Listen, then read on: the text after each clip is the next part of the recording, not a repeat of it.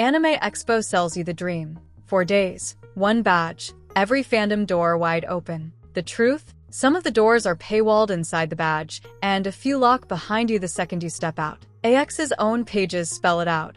Concerts, Masquerade, Maid Café, and other showcase events are ticketed separately. Your general badge isn't enough. And once you're inside those ticketed rooms, EX runs a strict no-reentry policy. If you leave to grab water or meet a friend, that moment is gone. Most attendees only discover this when a staffer points at the sign. EX policy pages list ticketed events and the no-reentry rule for ticketed programming. Autographs look simple in the promo blurbs, but the actual system runs on online reservations and limited slots. Some guests use lotteries. Others require you to snag a digital ticket window before it slams shut. EX has even posted 2-step guides, 1 ticket per session, reservations that close when full or shortly before start. If you arrive expecting to improvise, you'll watch the line you wanted become a wall you can't climb. AX's 2025 and 2024 autograph pages spell out the online reservation/lottery flow. And then there's the invisible queue you never planned for.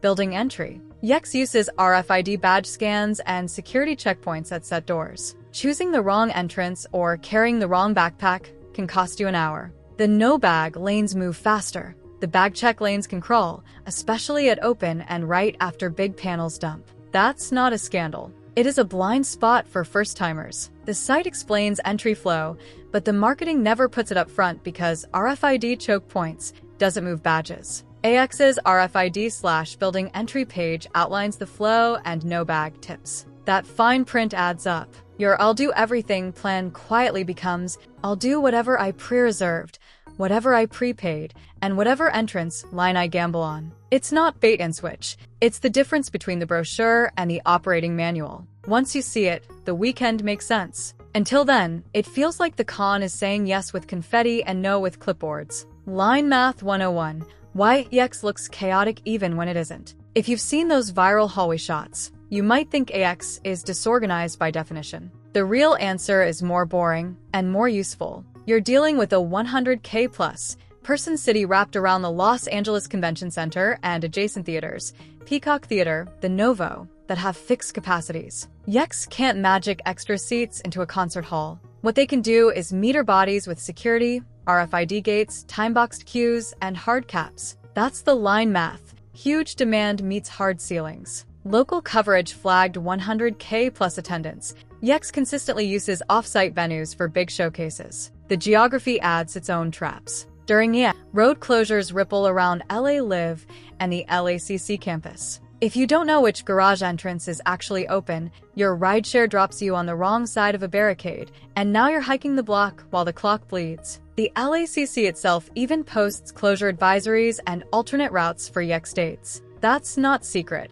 It just isn't in the hype trailer. Lax EX event page warns about special road closures and links alternate garage routes. Crowd conditions swing year to year. 2023 drew headlines for overcrowding. 2024's postmortems praised smoother flow but complained that access to programming got more complicated thanks to more reservations and ticketing layers. The pendulum moved again in 2025. Big numbers back, big showcases offsite, and lines that feel long but logical if you respect the caps. The pattern is consistent. EX responds to one year's problems with the next year's paperwork. Good for safety, rough on spontaneity. Coverage of 2023 crowding and 2024 roomier but complicated access provides the context. 2025 local pieces emphasize scale. So when you see a sea of people, don't assume chaos. Assume math. Capacity gates, timed releases, and competing lines converging on a handful of doors. The con isn't hiding it. The website has the info, just not where hype lives. If you plan like a local, right entrance, right time, right wristband, you stop fighting the current and start surfing it. Here's the quiet reality of big moment access at EX. If you didn't reserve or wristband it in advance, you're betting against math.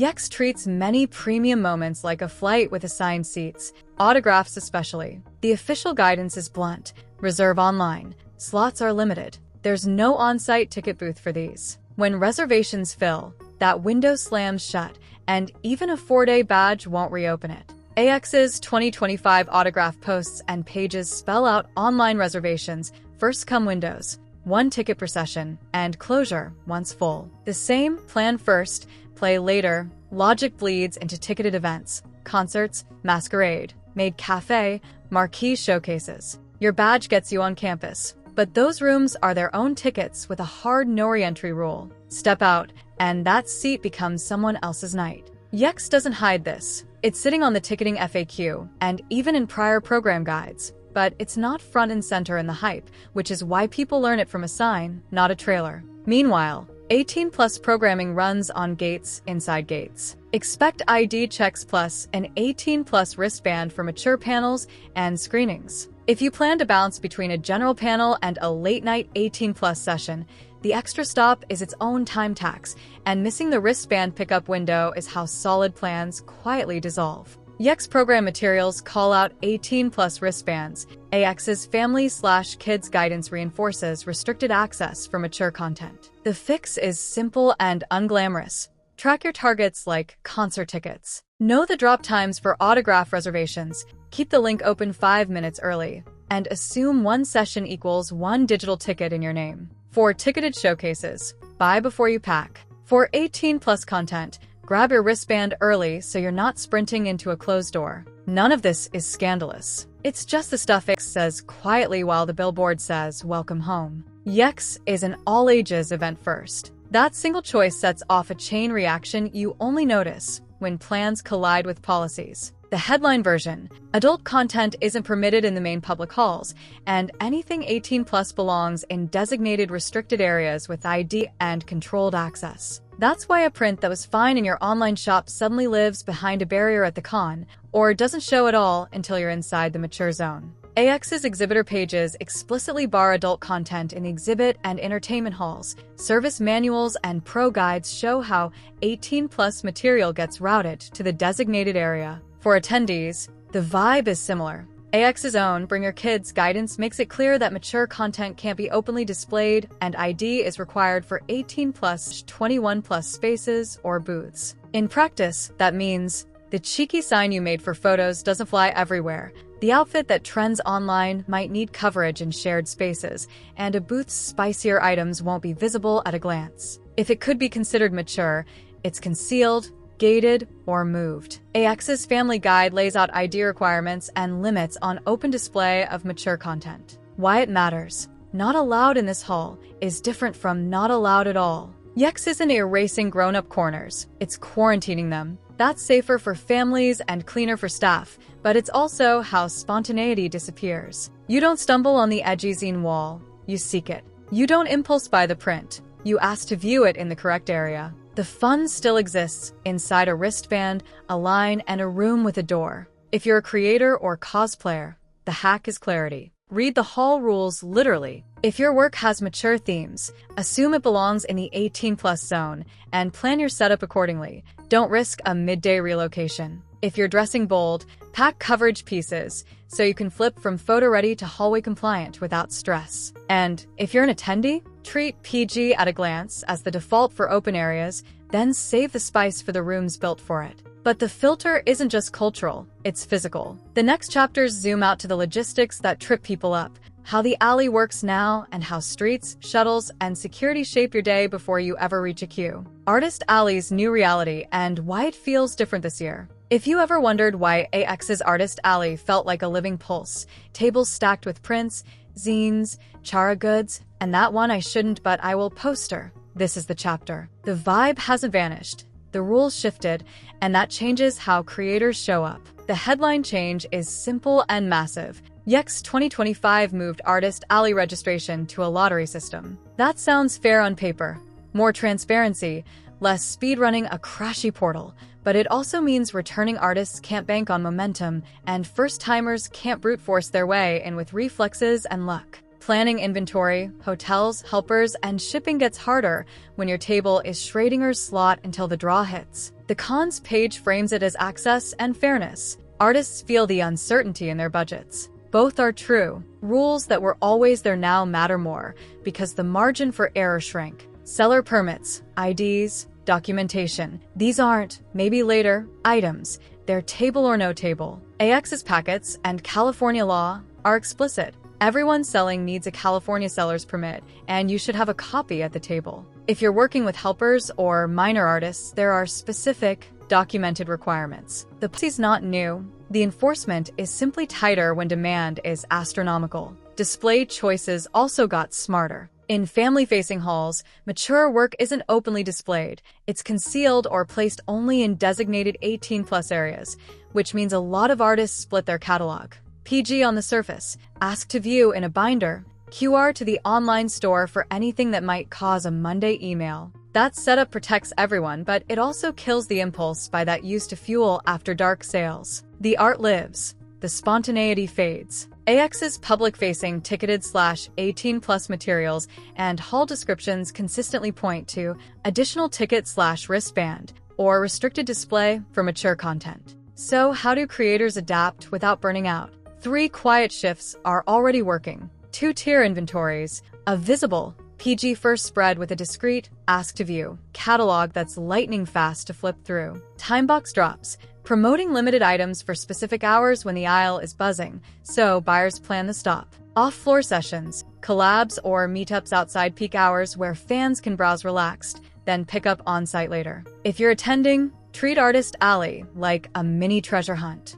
Walk it twice, once for the surface-level finds, once to politely ask if there's a catalog you missed. The best piece is rarely the one staring at you. It's the one tucked under the flap, waiting for the person who knows to ask. But the rules inside the hall are only half the story. The other half is everything outside the hall: hotels, streets, security, and timing. That's where good weekends get made, or eaten alive. The hotel and street maze, and how EX quietly taxes your time. Anime Expo is its own pop-up city, and cities run on infrastructure. Before you ever touch a panel line, you're fighting distance, doors, and clocks. Start with the roof over your head. EX runs a hotel block each year.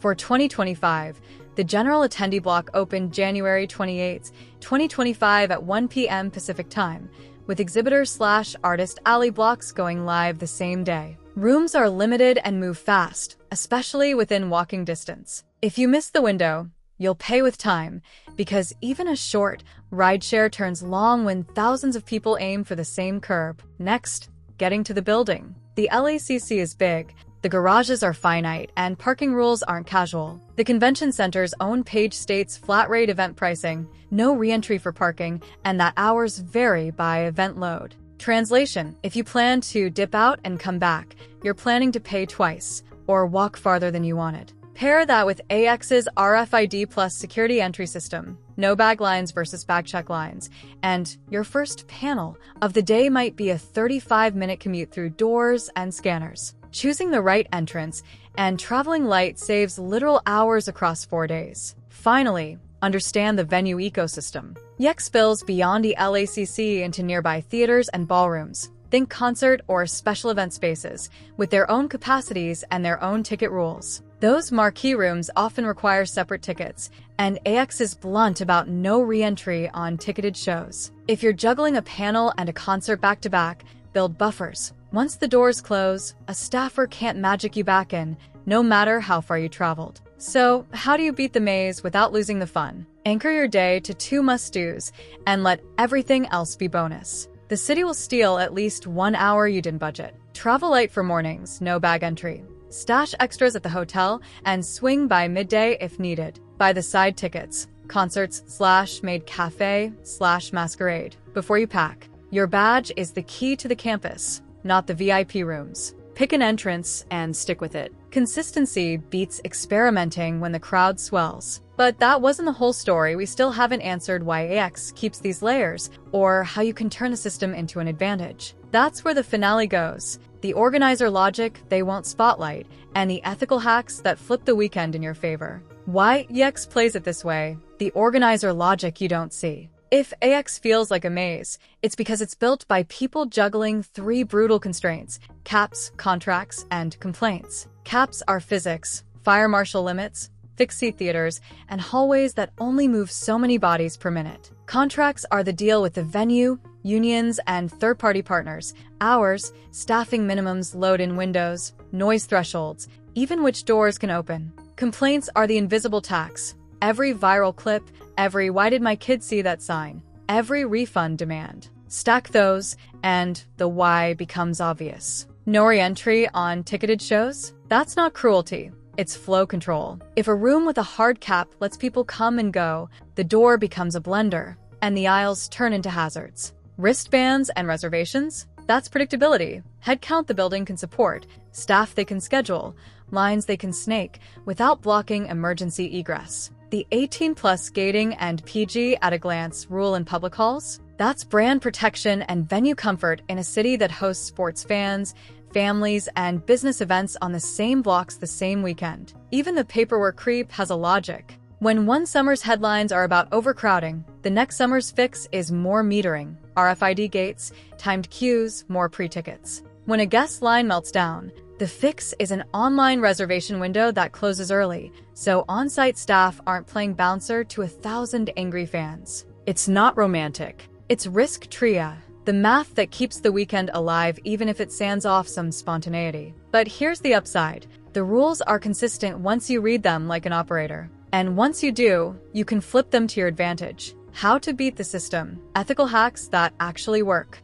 You don't need backdoors. You need better timing and fewer unknowns. This is the playbook veterans use. Anchor your day to 2 must-dos. Treat everything else as bonus. Cap pressure, road closures, and security will steal at least 1 hour. Plan around that hour like it's guaranteed. Pre-claim what's claimable. Buy ticketed showcases before you pack. Set alerts for autograph reservations and be on the page 5 minutes early. Assume 1 reservation equals 1 person, non-transferable. Front load your entrance. Hit the no-bag line in the morning with just your badge, phone, battery, and ID. Stash the bulk at the hotel and swing back during a midday lull. Chase the empty map. When the exhibit hall peaks, go artist alley. When major panels dump, do food. When concerts run, hit smaller screenings. Swim where the current isn't. Wristband early. If you're doing 18+, get the band as soon as booths open so you're not sprinting to the checkpoint at 10:55 p.m.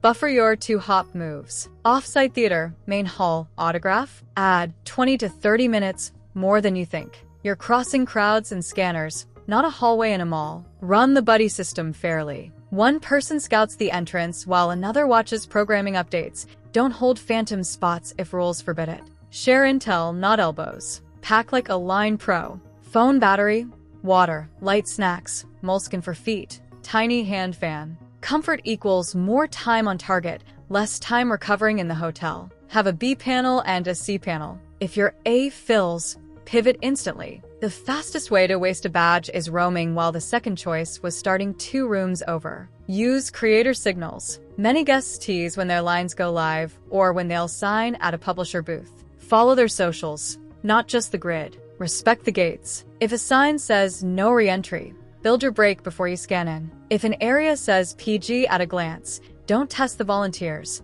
They're there to keep the lights on for everyone. Do that and EX stops feeling like a wall and starts feeling like a game you're winning by 3 steps. The brochure versus the playbook. What EX doesn't tell you up front isn't a conspiracy. It's the operations manual, ticketed rooms inside the badge, gates inside gates, and a building that moves only as fast as safety allows. If you arrive with the brochure mindset, I'll see everything, the weekend will say no in 100 quiet ways. If you arrive with the playbook, 2 anchors, pre-claims, the right doors, and clean pivots, you'll watch the same maze open like it's rigged in your favor. That's the real secret. The con you get isn't the one on the billboard. It's the one you planned for. Read the fine print, stack the odds, and you'll walk out with the moments everyone else thought were impossible.